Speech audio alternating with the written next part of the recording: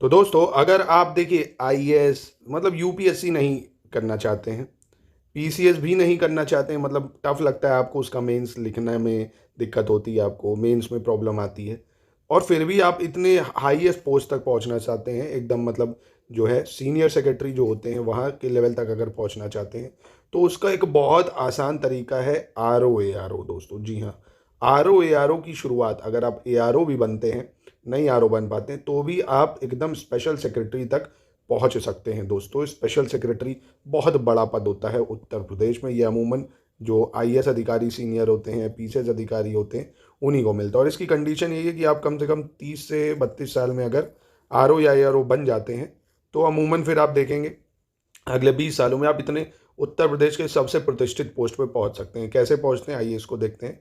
जैसे मान लीजिए, इसकी कई लोग क्वेरी पूछे थे, इसलिए मैं इस पर अलग से वीडियो दे रहा हूँ आपको। मान लीजिए आप ARO बनते हैं, ठीक है, क्या बनते हैं ARO। अब ARO का जो ग्रेड पे है वो 4600 रुपये है, यानी 65-70 हज़ार सैलरी बनेगी।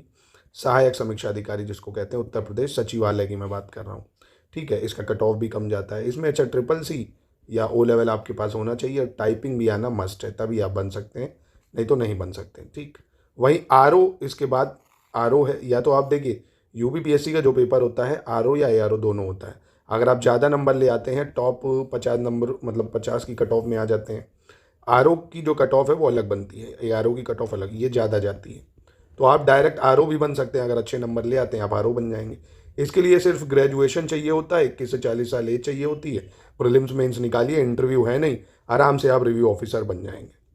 सामान्यतः एक ARO को RO बनने में 3 से 5 साल लग जाते हैं, 3 से 5 साल लग जाते हैं। पर अगर आप डायरेक्ट RO बनते हैं तो ये 3-5 साल बचेंगे आपके, और अगले 10 से 12 सालों में, 10 से 12 सालों में आप अनुभागीय अधिकारी बन जाते हैं। क्या बन जाते हैं? अनुभागीय अधिकारी।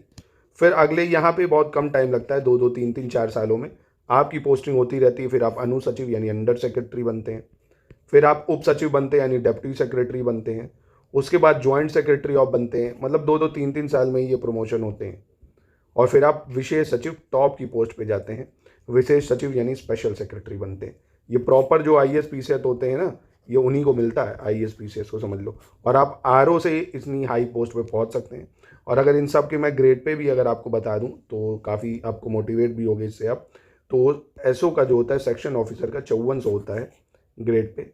अंडर सेक्रेटरी की बात करें, इसका और ज़्यादा है भाई, 6600 ग्रेड पे, बहुत ही सैलरी बन जाएगी।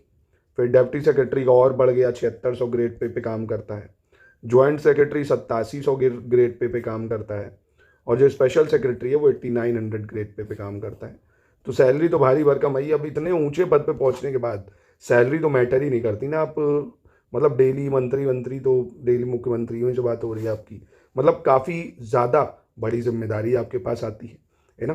तो इसलिए दोस्तों प्लीज़ मैं आपसे फिर से कह रहा हूँ, if you can control your mind, है ना, यू कैन कंट्रोल एवरीथिंग, है ना। आप अपनी लाइफ को चेंज करना चाहते हो तो अपने माइंड पे कंट्रोल रखो बस। दुनियादारी के डिस्ट्रैक्शन से दूर रहो कि चलो कल से पढ़ेंगे, ये देखा, मोटिवेट हुए, फिर बंद, चलो परसों से पढ़ेंगे, थक गए हैं, सो लें। अपने डेली के जो टारगेट्स हैं, डेली के जो टारगेट है आपको उनको अचीव करना है। आप अपना कॉपी बनाइए, एक डायरी बनाइए, उसमें अपना डेली टारगेट रखिए कि आज आपको क्या पढ़ना है। जैसे, और ये काम आप रात में ही कर लीजिए सोने से पहले। जब आप सोने जा रहे हो उससे पहले सोच लीजिए कि मुझे कल क्या क्या पढ़ना है, कल क्या पढ़ना है मुझे, है ना। और पढ़ना ऐसा है कि हिंदी जो है RO की, उसका स्लॉट रहेगा ही रहेगा, करंट अफेयर्स का स्लॉट रहेगा ही रहेगा। इसके अलावा आप GS के स्लॉट बना सकते हैं, 1 या 2 जैसा आपका टाइम हो। आप वर्किंग प्रोफेशन के हैं तो आप 1 घंटा यहाँ निकालिए, 1 घंटा करंट का निकालिए, 3 घंटे 4 घंटे GS के लिए निकाल लेंगे तो इनफ है। और 4 घंटे में कोशिश करिए, एक बार जैसे हिस्ट्री पढ़ रहे हैं तो इधर 2 घंटे पॉलिटी पढ़ लीजिए, है ना, 2 घंटे हिस्ट्री 2 घंटे पॉलिटी। और ये सब आप एकदम स्टडी फॉर सिविल सर्विसेज का स्टडी मटेरियल लेके एकदम ज़ीरो से तैयारी कर सकते हैं। पूरा हम आपको डेली 1 घंटे का Hindi, current affair, study material, test सब देंगे। तो शुरुआत से तैयारी आप कर सकते हैं। बाकी आपकी मर्जी है, आप जैसे पढ़ना चाहें, पर पढ़िए ज़रूर, क्योंकि अगर आपको कुछ हासिल करना है तो मेहनत आपको ही उसके लिए करनी पड़ेगी दोस्तों।